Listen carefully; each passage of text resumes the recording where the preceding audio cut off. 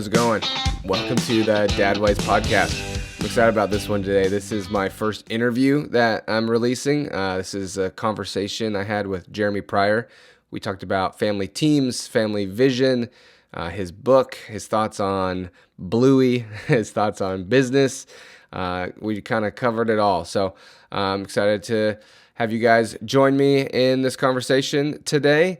And we did talk a little bit about how to make a family vision. And so if you're interested in that, on my website, dadwise.co, I've got a family game plan that you can download. It's free. It's a PDF. And so head over there, and if you're interested in kind of working out a vision for your family, that'd be a great place to start. But without further ado, let's hop into the conversation. All right, how's it going? I'm here with Jeremy Pryor.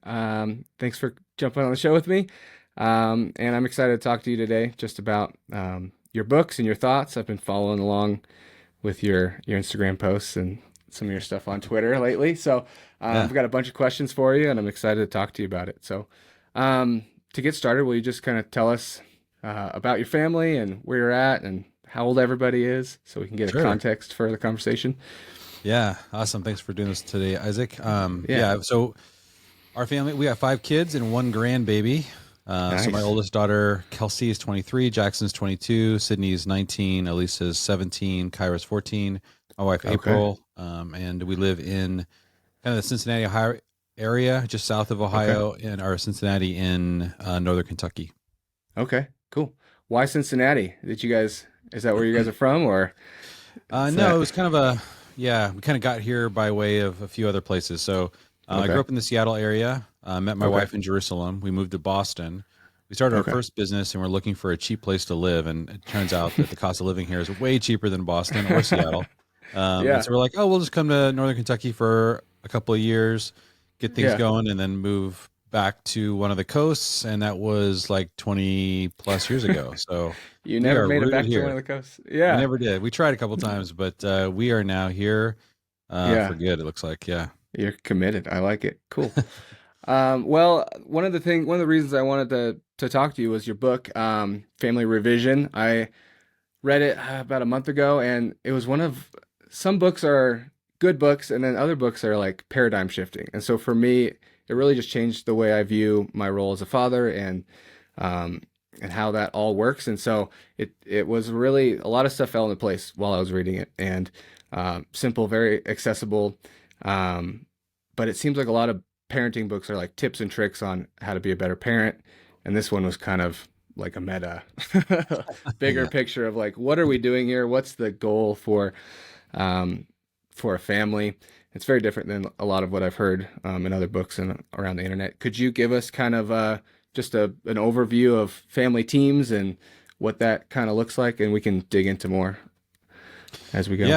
Yeah. Well, it really is starting with this question of what is a family, and this was one of the most shocking things for me, was that the definition that I sort of accepted culturally and even in the Christian culture was radically different than what I was really seeing in scripture. And this came because of a encounter I really had with different kinds of families in the Middle East. They were, the way they think about family is different. And so the bigger idea here is they see themselves as part of a multi-generational family line, and they see themselves as building primarily everything through the family as a team. And this is in great contrast to sort of the Western idea that we're basically building.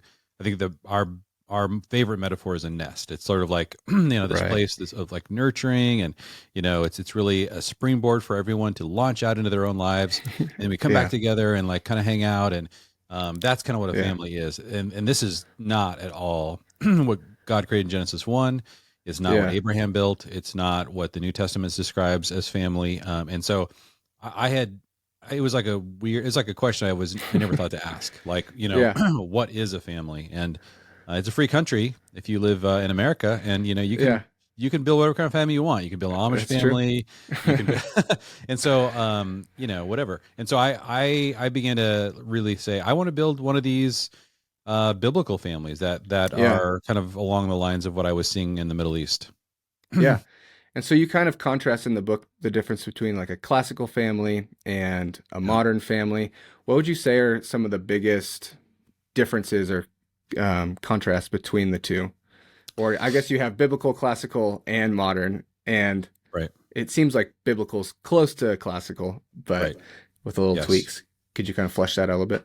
Yeah. So classical family, if you, any time in human history, if you were to think about family, if there was, any risk of starvation or of like, war, bandit, like you would Yeah, normally build a family team. You would be right, obsessed with the strength of your family because it right. was a matter of survival. It was life or death. But Yeah. something really bizarre happens when you get to what sociologists call the assumption of stability, which is you're Hmm. living in a culture where you're basically like, I'm not in danger. I Right. could just walk to the next town. I could just move across the country. I could, and I'll be okay. Yeah. What starts to happen is this sort of shift begins to happen, and people begin to prioritize their individual lives. Yeah. And so we are now so many decades into that in our culture Yeah. in the West that people don't even remember what classical families were like. Yeah. Classical families were multi-generational. They tended to be patriarchal, Yeah. and they have like a strong vision.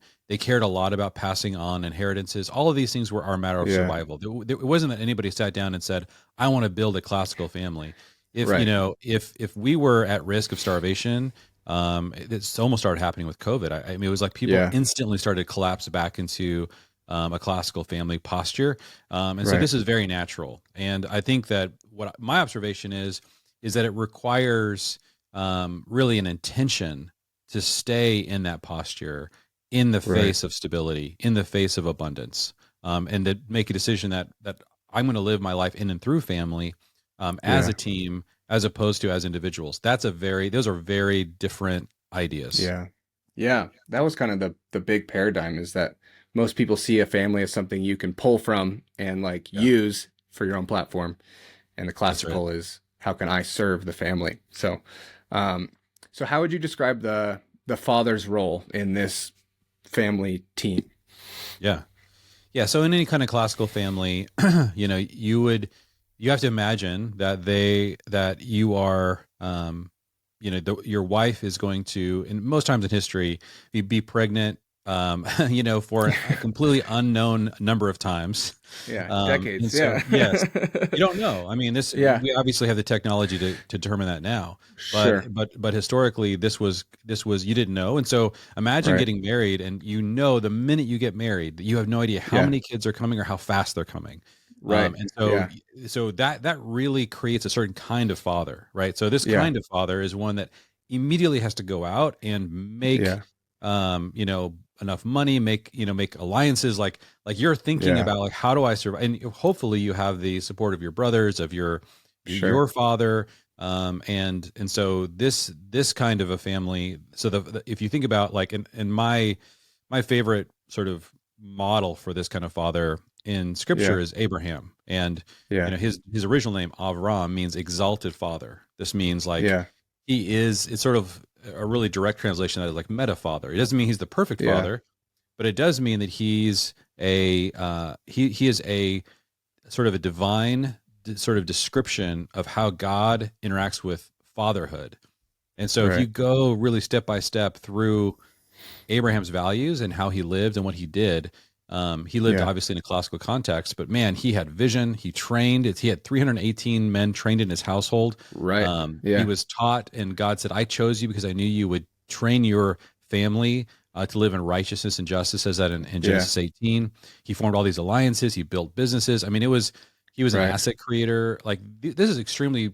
I find this an extremely helpful kind of map for just normal Yeah, fatherhood. yeah, yeah. Let's talk a little bit about the asset creation because that was a great chapter in your book. The difference between working for a paycheck, hourly work, versus kind of developing assets. So I'm 31 right now. I have started my own business. I'm a photographer and kind of working on. We've got an Airbnb that we bought and we're running. But what would be like a roadmap for young men as far as building assets and what are kind of the benefits of um, assets versus hourly work in your estimation? Yeah, there's a couple of things you do have to decide, what you really want. Yeah. And one of the things I cared a lot about, and I didn't know that I cared about this until I was in my mid 20s, and um, I was in a boardroom, and we had started a business, and almost out of necessity. I wasn't really an Yeah. entrepreneur. I didn't think about myself that way, but Yeah. we had an investor, and he was in this boardroom with his three sons. And, Okay. every month we'd have these board meetings, and every month he would spend like at least an hour of the board meeting, like kind of pausing the meeting to train his sons in some, because they owned a whole Yeah. portfolio of businesses as a family. Hmm. And I had this epiphany, one day listening to this guy. He was probably in his early 60s. I'm like, this guy Yeah. is spending more time with his sons when they're in their Yeah. 30s than most men spend time with their kids when they're in their house. And Right. I was just fascinated by that dynamic. I'd never seen it before. And I had decided, really at that moment that I'm going to pick a kind of work that makes that an option. I don't want to force my Yeah. kids to do that, but I definitely think that's like all of his kids chose to do that. I would love for that to be an option for us. If my kids want to work alongside of me Yeah. for seasons of, of their adult life, I think that's such a beautiful potential opportunity. And so, Yeah. that's one motivation for building assets, is just to have the flexibility to Yeah. integrate your family. Now, once I started doing that, I got Yeah. really into it. I was like, man, I had a different day of the week. I brought one of my kids to work with me when they were kids. Yeah. I would bring them into board meetings with me when they were like 8, I mean, it was That's like, awesome. I loved being with my kids. I take them on trips with me, Yeah. and I'm introverted. It wasn't necessarily something I was choosing because I'm just so extroverted. I just need, more socialization. Right. It was Yeah. really more about just the depth of relationship you can enjoy. And, Yeah. why wouldn't I want to be with my kids in that context? So, Yeah. that was a big place where it started. Now, certainly there's the financial aspect of it too. I Yeah. really do like having, access to the resources that aren't directly tied to my time. When you rent out your Sure. time, you're always sort of living in this sort of linear way of making money. And I'm like, man, that is something that really got me. I read The Rich Dad Poor Dad. I drank the Kool-Aid. I went Yeah. all the way in. I was like, yes, Yeah. this is just a better way to make money. And Yeah. so I went in for those, so those are kind of the variety of reasons, Yeah. lifestyle and income reasons. Yeah. What are some of the assets that you would recommend someone jumping into if they're interested in doing this? I guess Yeah. entrepreneurship was one you just mentioned, start a business, but Right. Well, um, yeah. I coach lots of families through this transition, and so yeah. and I like to coach Yeah. people who are not wired to be entrepreneurs. So Okay. so it depends on how you're wired, but you Sure. definitely want to get your profile right, and you want to pick an asset path that actually fits well. But if I Yeah. could talk to more of like maybe the average person who's not Sure. entrepreneurial, so one of Yeah. the big problems is that people think that business startups they kind of get Shark Tank slash sort of tech profiles about what those are. It's Yeah. like Google, it's like Facebook, it's like the next big thing. It's like some product that this guy on Shark Tank is pitching to investors. That is a Yeah. tiny fraction of startup businesses. The vast Yeah. majority of actual businesses that start up are small service-based regional businesses, and they can be Okay. extremely profitable, millions and millions of dollars profitable, Yeah. and you can sell them for a lot of money. They're not that hard to start, and in Yeah. all kinds of places around this country, there are a huge lack of these kinds of businesses. Yeah. They're also very inexpensive to start. And so Hmm. what I coach people to do is I say, look, if you really want to get financially free, Yeah. you basically need to start 3 businesses, and you don't have to start them all at the same time. Yeah. But this is a pathway that I've seen work for dozens of families. And so you start with building out a service-based business, and so this is something Okay. that actually is pretty tied to your time. You can Yeah. hire others, and you can start to but there's lots of these kinds. These could be in the trades, physical Sure. businesses that where you're helping do things like in the construction. It could be in real estate, in terms of, it could be in recruiting, it could be in marketing. There's lots and lots of these, and so I want to really understand the Yeah. profile of each person and say, okay, what's a service-based business that they can start and sustain and really grow well. Yeah. And then the second business you start is a scale business. You take that freedom business, that opportunity, I call it first one a freedom business, and Yeah. that allows you to get free from sort of the 9 to 5, having a job that where you don't have control of your time. Yeah. And then you basically try to find a way to scale either your freedom business. Some people do that. Some people actually do invent something that helps people that are in the same service industry they're in, but it Okay. allows them to create a product or service that scales, directly connected to their time.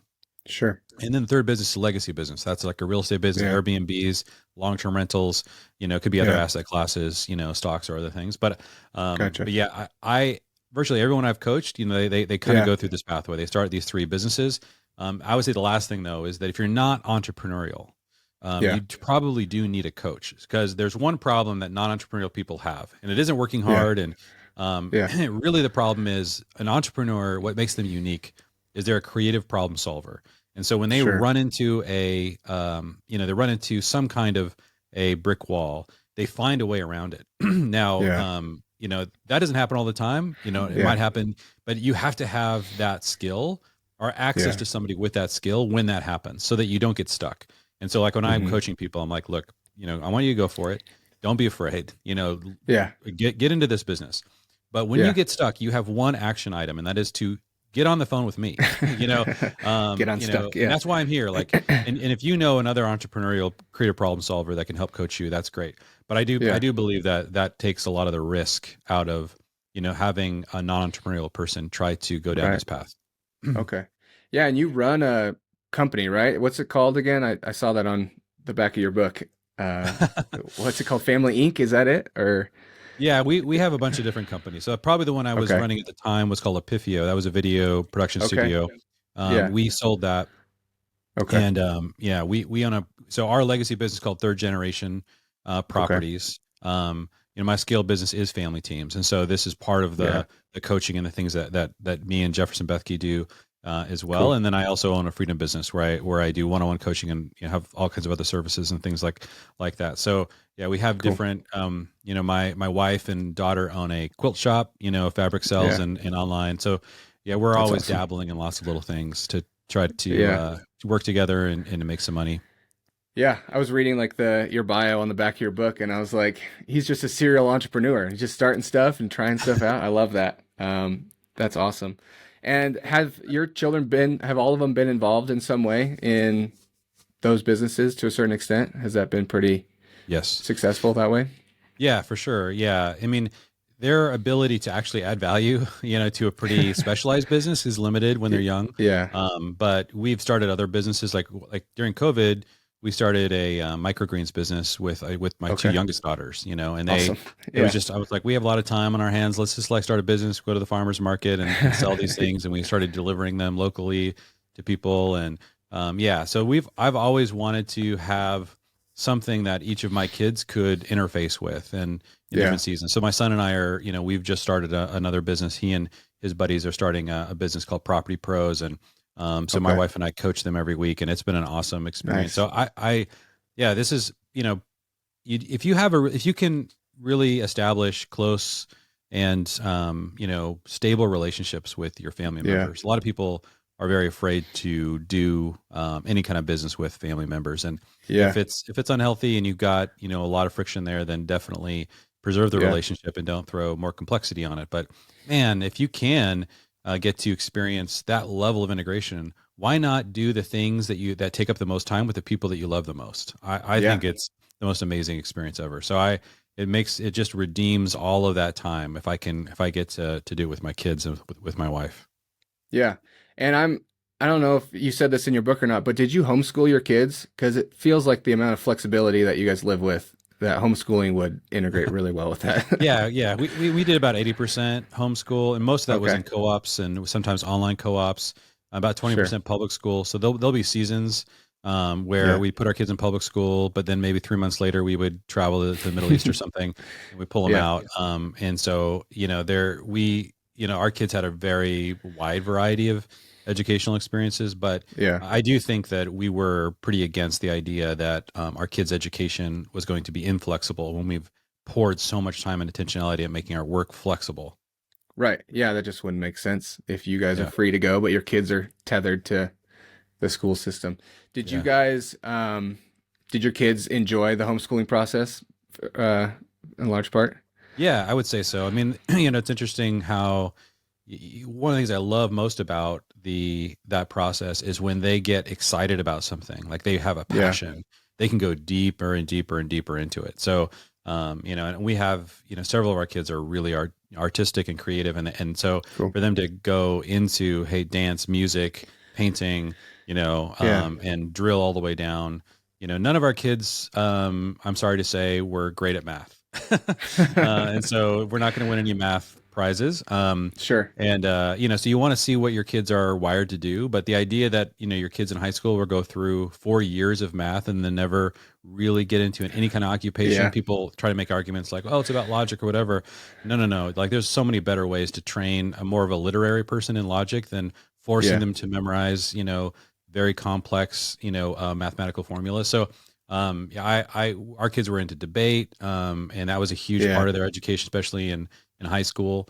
So I do think they really loved their education. It was great, and we did a lot of traveling. We did a lot of language Yeah. classes while we were overseas and things like that. Yeah, that's awesome. And I think you mentioned in your book that you guys did, was it Taekwondo together and tennis or pickleball or whatever? Like, it seems Yes. like you're trying to do as much together as you can. Right. And in the book, the 31 ways to build a family team, it just seems like you're constantly together. And did you guys ever have pushback in the teenage years where the kids were like, "Hey, I want some space. Like, we're hanging out kind of a lot," or like, how does that work? Each other. Yeah.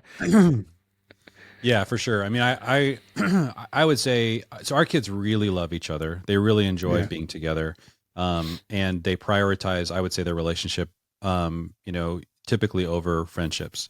But we Yeah. really want our kids to have friendships and to have experiences with other families or with other friends. And so, yeah, Yeah. it always is a balancing act. I wouldn't say that we got pushed back in the sense that, I mean, it's interesting, like, our kids, they still to this day invent reasons to be together. Like, Yeah. they will frequently say, guys, sibling lunch, we're all going to go out, and they'll grab each other, and all five of them will go out without me and April. And, they That's went on a awesome. sibling road trip, that took 2 weeks, and it was just the five of them. I think the oldest was maybe 19.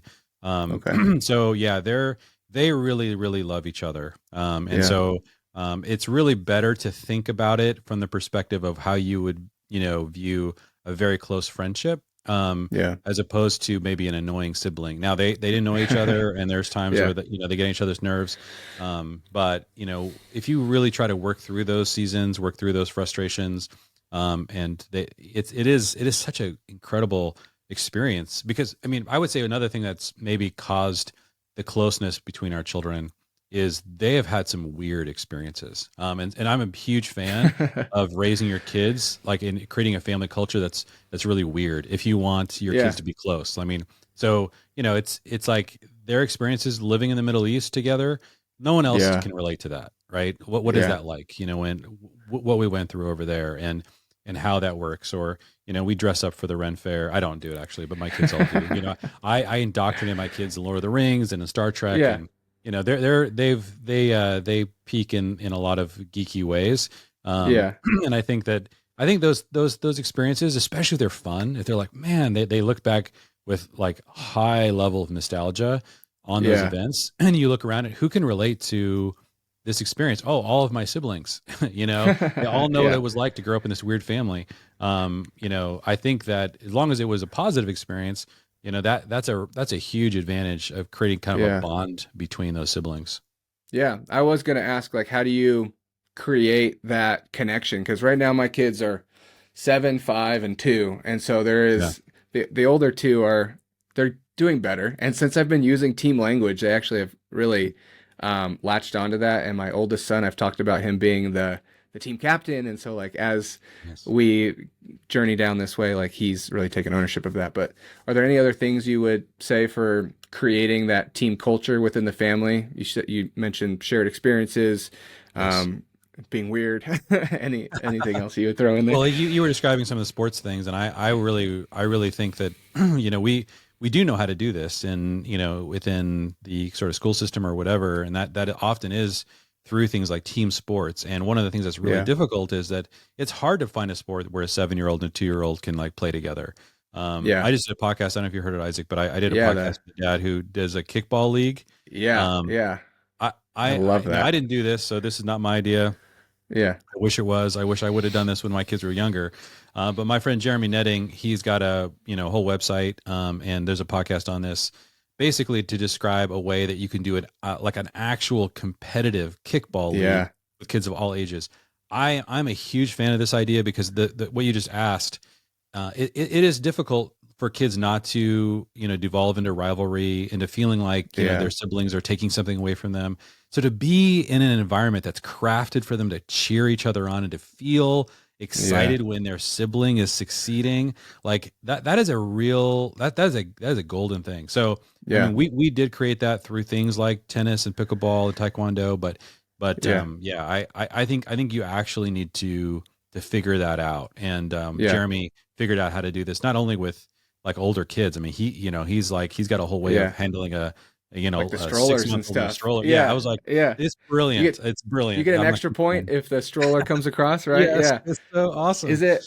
It's called like familykickball.com or something. If people, I'll put a link on it. Yeah. If you can find that website, and I did a whole interview with Jeremy where he described it on the Family Teams podcast. But there's a website where it's got all of his special rules. He's really thought about this because I mean, where you could have a young family like yours competing against a bunch of teenagers and another family and actually go head to head and win.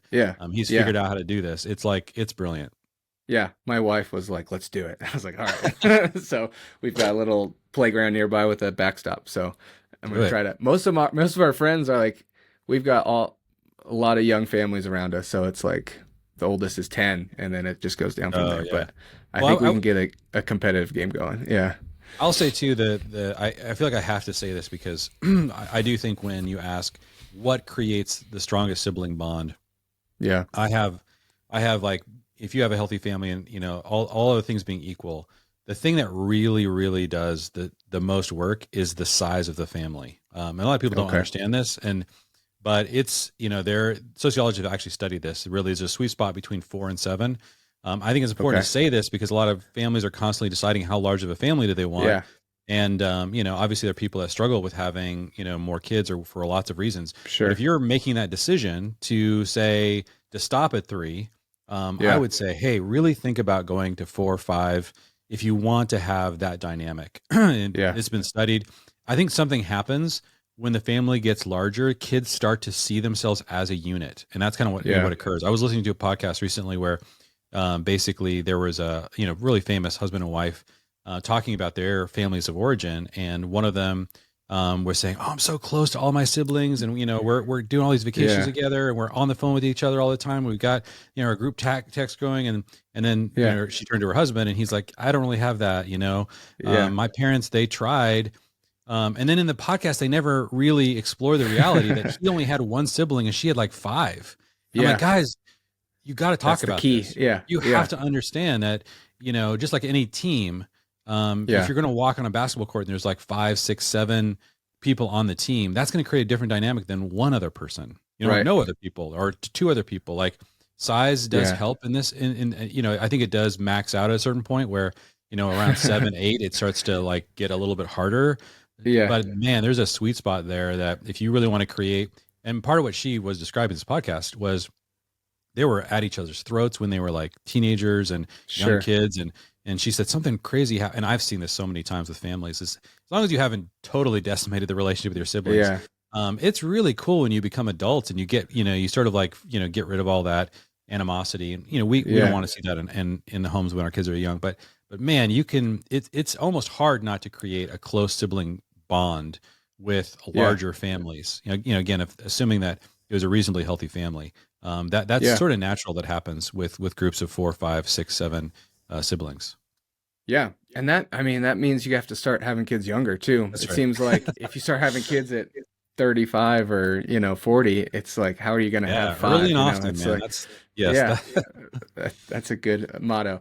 Did you guys go into your family building with this plan, or did it kind of develop as you grew? Was this something you thought developed. It's trial and error? And Yeah. I mean, for us, so I first started to see this when I was 23 years old and a single guy in Jerusalem. And I just encountered these dads who just were so obsessed with their families. And so I was aware that there was these ideas, but I definitely I observed it, but I didn't really know how to implement it, especially in the West. And and then we started having kids, and that's when I started to really go deep. My wife is really helpful. She Yeah. definitely thinks this way more natively. She's from the Midwest. She grew up, like, she has a family plot of land that was granted their family after the Revolutionary War. I mean, so Okay. Yeah. there's deep roots that she's familiar Yeah. with. So there was a lot of DNA, I think, within the way that she just naturally thought, that was all kind of bent more towards that classical family.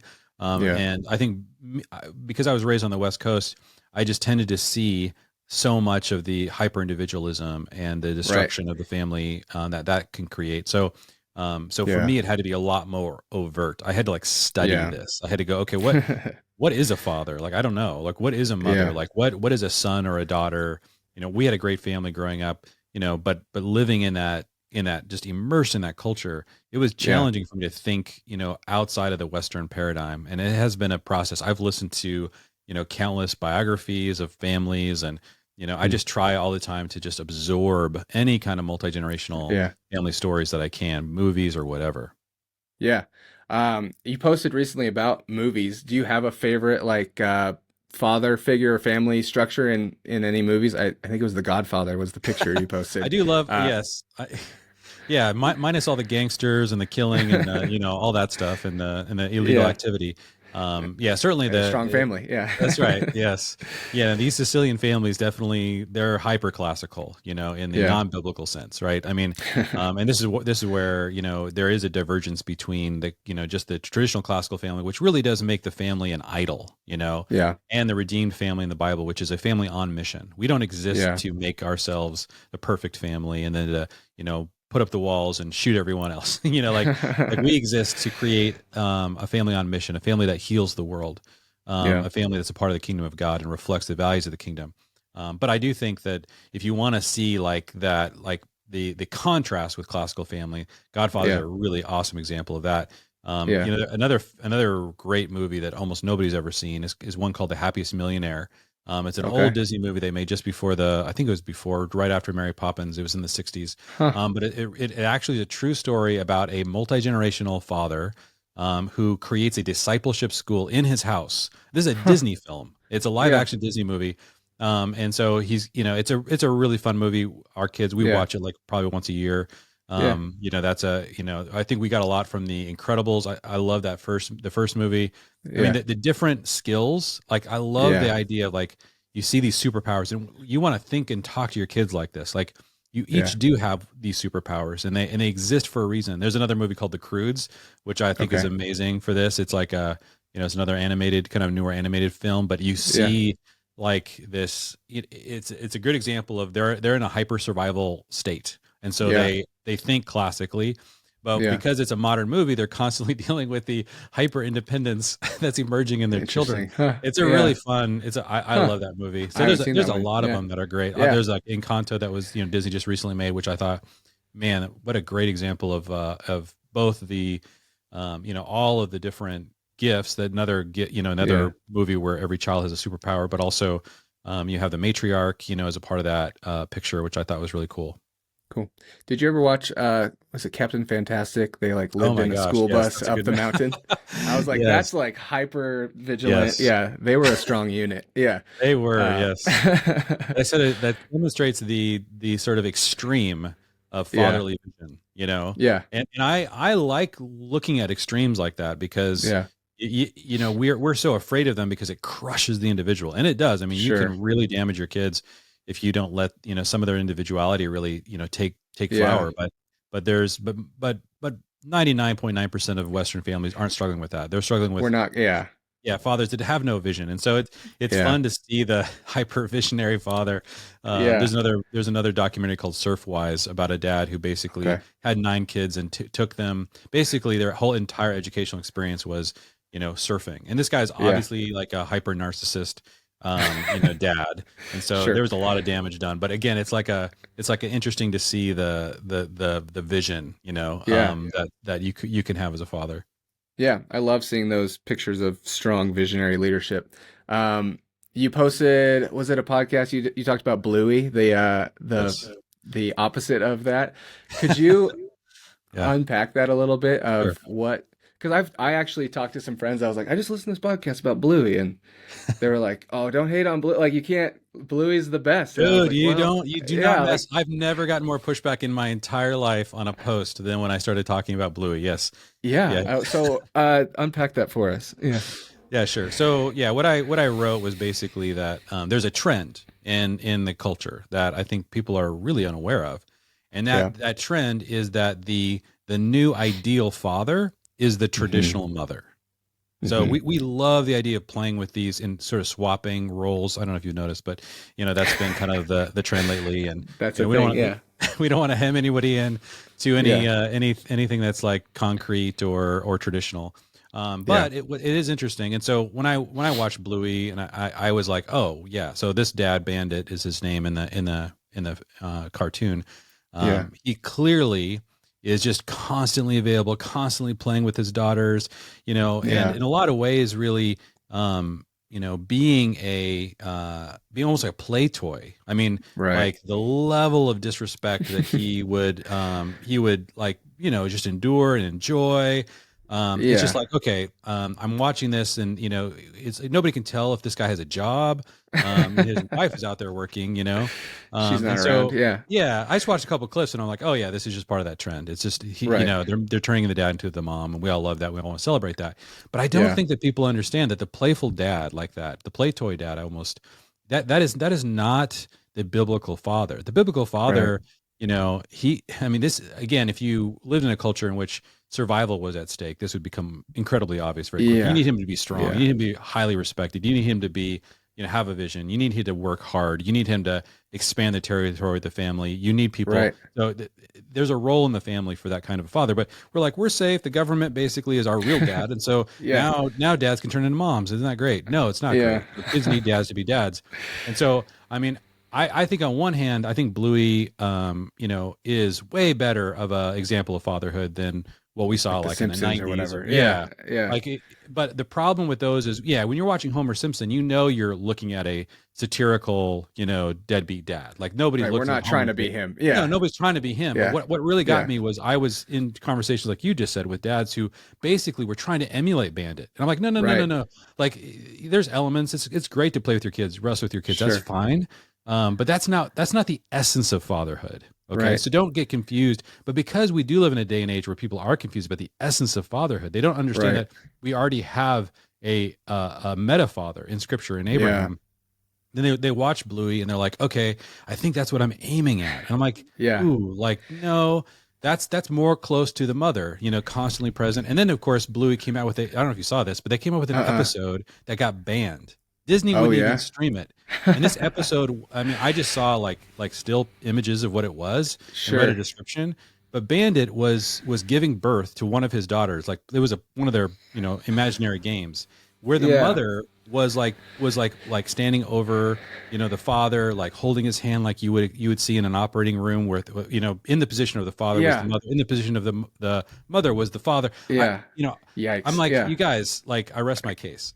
Yeah. Like Like just I could see that's what they were doing, like in a 30-second clip, and people got right. upset. But I'm like, They they're made it very doing obvious. this like Yeah. you're not trying to hide it, guys. Like, let's Yeah. be real. Now, you might not think there's any problem with that. You might think there is no such thing as an objective idea of fatherhood or Sure. motherhood, and so you like the idea of them swapping roles. On the other hand, I don't like this. I believe that we're trying to build a certain kind of family, a multi-generational Yeah. team on mission, and it needs a father, Yeah. and it needs a mother. And these roles are not, there's not just parent number one and parent number two. There's not just Yeah. there's not even a Hebrew word for parent. Like, this is Yeah. not biblical. There are fathers and Huh. there are mothers. God revealed himself as a father. A father and a mother are very important. We need to understand what these things are. And we are losing, Yeah. we're losing any vision for what these roles really are. Yeah. I just see like the void, and so dads don't know what to do. So they're like, I guess Bluey is fine. Like I'll do that. Like, Yeah. and It sounds like fun. And I've talked to a few dads who are like, because I was like, your primary role is not to be playing with them. And they're like, oh, that's right. great to hear. Because everyone is just telling me I should really like to just play with my kids all day. And I Yeah. get bored. I'm like, yeah, Totally. you should get bored. Like, you should. Yes. And like what you've been talking about is drawing kids out into the adult world instead Into of you our entering. world. Yeah, not going Exactly. into like it's reversed. Like we're That's right. backwards. Yes. Um, Yeah. How would you define the father's role and the mother's role, kind of just in some like succinct bullet points of how they contrast? And I Yeah. know it's different for, it's hard to like draw like definitive lines, but like there's definitely a role and a call for that. And people have different temperaments and whatever, but it Right. seems that the male, female, father, mother have very distinct biblical Right. roles. Yeah. How Yes. would you define I those? agree with that. You know, the primary way the scriptures really talk through this is from the perspective of really stories. And that's why like I keep Hmm. harping on Abraham and I'm writing a book trying to walk through like, okay, Adam, Noah, Abraham, Isaac, Jacob, David, Solomon, That's, Jesus, yeah, Paul.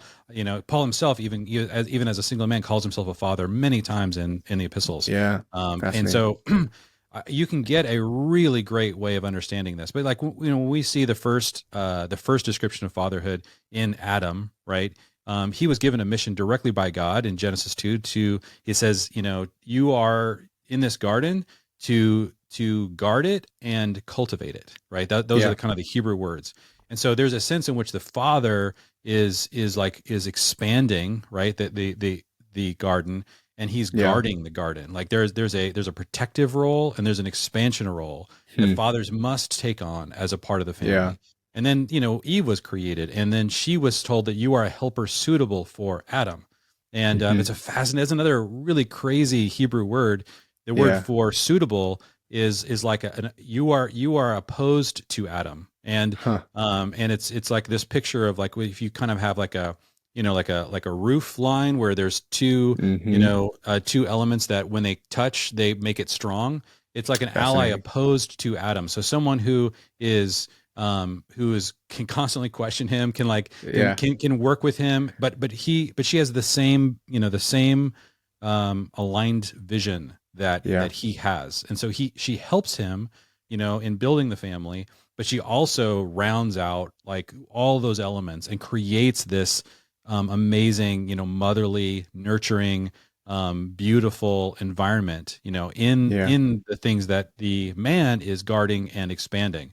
And so she Yeah. certainly can join him in expanding. And there's a lot of, I think, freedom in these roles, and that's why I don't think they're Right. not really designed to, you know, to sort of lock people in, but Yeah. they are distinct, and it's important to start from kind of like much more like an archetype, like to really Yeah. embrace the archetypal father, the archetypal mother, and really Hmm. saturate. Because I'll tell you, man, you know, I don't feel personally like there's a lot of ways in which I don't feel personally resonant with the archetypal father. Like Sure. I really wrestled with this my first, especially first 5, 10 years of being a father. You know, I love my Yeah. kids, but I was, you know, there's other more individualistic identities that just are way easier for me to inhabit. I've had Yeah. to really I had to really study and think and work through the elements of fatherhood that are dissonant to me, Yeah. and try to embrace them and build skills around those things. And that's a hard process. It shapes you. Sometimes it feels confining, you know, and mothers Yeah. really have, you know, that struggle as well. And, you know, some of these things you choose to do because you're trying to build together a beautiful family. And Yeah. it's okay to have elements of that are dissonant or that are more challenging. But I think Yeah. to just reject the archetypal model wholesale and say that it's all just, you know, fluidity, and Hmm. there Yeah. is no place to tether any of our understandings of what these things are. That is not okay. That's destructive of the Yeah. family. It's dangerous to children. It's bad for society, and it's unbiblical. So we have Yeah. to work through that. Yeah. Yeah. I think, did you post, was it on Twitter about the gentle parenting is a call for like Yes, it's to be fully feminine that's right. parenting. Yes, Um, how did you, I've been thinking about that a lot because people talk about gentle parenting and everyone kind of means something different. Like, what do you right, mean? Like, do you mean just not yelling at your kids? Because that's right. ideal. I Yeah, mean, that's that's a good kind of idea. ideal. Yeah. Yes. Um, could you unpack that a little bit? And then I kind of want to talk about how you approached discipline in your household too and how you thought about that. But Yeah. yeah. Yeah, I mean, I think again, this is one of those things that I when you say the word gentle parenting, I just wish you would just say mothering, Okay. That's what that is. Like, that's okay. And mothers should be gentle parents, you know? Yeah.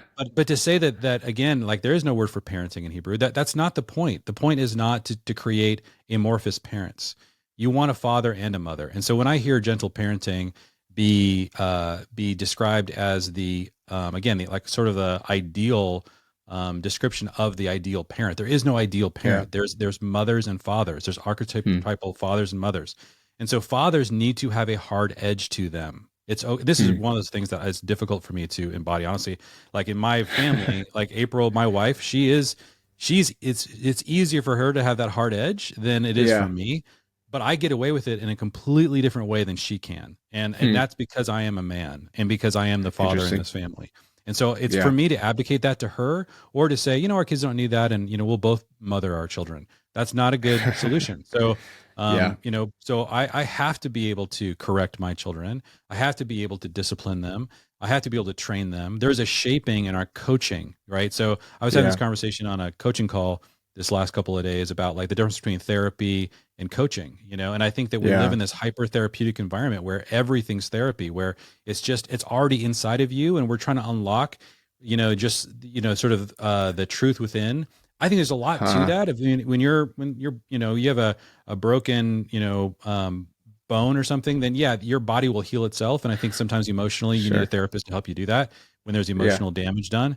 But there's also coaches who like tell you like to get off your butt and get to work. Like we Yeah. need both. Like, and I think that what's happening in our culture right now is the takeover of the maternal, of all family, all parenting, all archetypal roles in the home. Yeah. It's hyper maternal and it's too much. Like Yeah. kids, especially today, they need fathers, and men, boys, man, you don't want your son to be gentle parented all the way into manhood. Like he's Right. he's gonna need a father to father him. Yeah. Yeah. I've noticed that, and what my wife and I have kind of the same dynamic where she can tend to be a little more harsh and I'm a little more relaxed. But when I step into my role as a father, where I'm providing discipline and correction, she's then freed up to be Yes, more gentle and exactly. more 100%. soft, because she's like, someone needs to be doing it. And so if there's a void, Right. she'll do She'll it. step in there if it Yeah. needs to be, but that's not But okay. it's like, yeah, And you have a son, he's not going to respond as well to that. He's going to no, take that differently coming from his mother. And right. that's where it gets really, really tough, I think, Yeah. especially. Yeah, I just started my son in jujitsu a couple weeks ago, Nice. and the coach is like, he's very straightforward and Is he direct, and gentle? Is he gentle parenting your he son is in he is the not at all. No, he came home and was like, I don't know, that guy was mean, and I was like, well, he wasn't mean. He was just telling you. He's like, go there, don't Yes, do that, do that, that's and he's awesome. not asking please or thank you. Like and I was like, I love this so much for him. He's Oh my 7 and God. he's like just getting it. But I mean, my son needs physical contact. Like he Yes. needs to be I wrestling love someone all the martial arts for time. this reason. Yeah. Our Taekwondo instructor was this like 70-year-old, like old, military guy, dad. Yeah. He was way better at coaching my kids than I've ever been. I mean, he's Yeah. just built for it. This is one of those areas where for me, I've had to learn the skills, and I'm trying really hard Yeah. to fill the role that, is a little tough for me naturally. But man, this guy was amazing. I mean, just like had the right edge. This is what creates excellence, right? Like Yeah. excellence is not created by just being gentle all the time. You do Yeah. need coaches to push you to your limit. Like that, Right. there's ways to do that are really damaging, but you can't just say that coaching is damaging. Like Right. coaching is not, there's such a thing as really good, skilled coaching, and it is challenging, high challenge, high demand.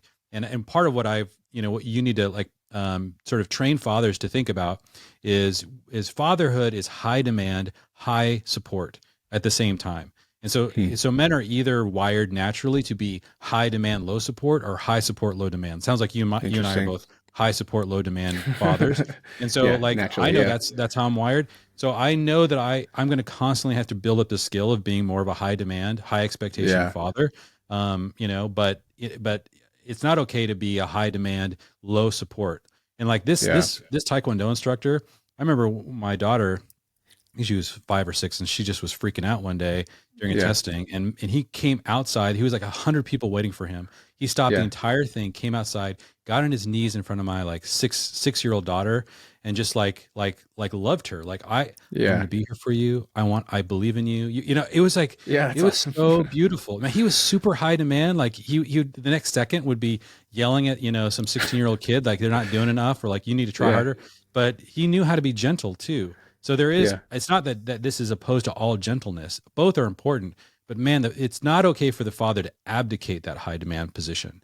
And I think Yeah. that a lot of the gentle parenting, like language, I think is just hyper maternal, and it's really dialing down in a way that's not appropriate a father's natural need to develop that skill of high demand. Yeah. And it's just like, it feels like it's telling fathers to stop being fathers. Like, hey, you need to Yeah. suppress everything in you that comes naturally. And so, Yes. um, I read Extreme Ownership by Jocko, and I was like, Oh, yeah. this is the best parenting book I've ever read. Great. It's That's just a great like, point. 100%. it's like Fathering take book. ownership of Yeah. your life and all the story. I was like, I need to read this to my son. But he might be a little young for all the shoot 'em up. He would actually love it, but There's a little violence in that um, book. Yeah. yeah, no, I love that. I'm like recommending that to all my new father friends. Like, just read Jocko Yeah. because it'll get you stoked to be a father. We're almost out of time here, but do you have any books or resources that you would recommend? Some books that you have been influential in your life and helped you think through this kind of stuff? Yeah, and probably one of my favorite fatherhood books is one called The Culture Code, Okay. and it's not about fatherhood at all. Yeah. It's a business book, but I think it's the Okay. best because what it's really describing. Daniel Coyle wrote it, and it's a book really describing what coaching is. He talks about high demand, high support, Yeah. and he does it brilliantly in this book. And a lot of what a father is doing is creating a culture in his home. And, Right. and I really want to see fathers understand that, and in partnership with their wives, create a unique culture, like we talked about that earlier. Just Yeah. that thing that really draws the siblings together, draws the family as into a cohesive whole. So yeah, I would highly recommend that book as one that I've really enjoyed. Cool.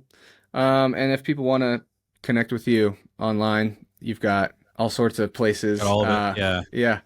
Yeah. Jump Jeremy on my Pryor. Twitter, Yeah. Instagram, my Substack, Jeremy Pryor. Yeah. So you can Google me and follow me Yeah. wherever. LinkedIn. I'm all over the place. I like to Cool. mix it up online. Yeah. When's your new book coming out? The one you're working on? Is Yeah. that I'm working on a it. long Kind way of down the like road? the working title is The Ruling Household. I really want to Okay. explore the transition from family to household. We've Okay. really lost a vision for what that is. And so it'll probably be, 6 to 12 months, but God Okay. willing, I'll get that done. Cool. Awesome. Well, I look forward to reading that. Yeah. Thanks for jumping on with me today and chatting. It's been a pleasure. Awesome. Thanks, Isaac. Yep.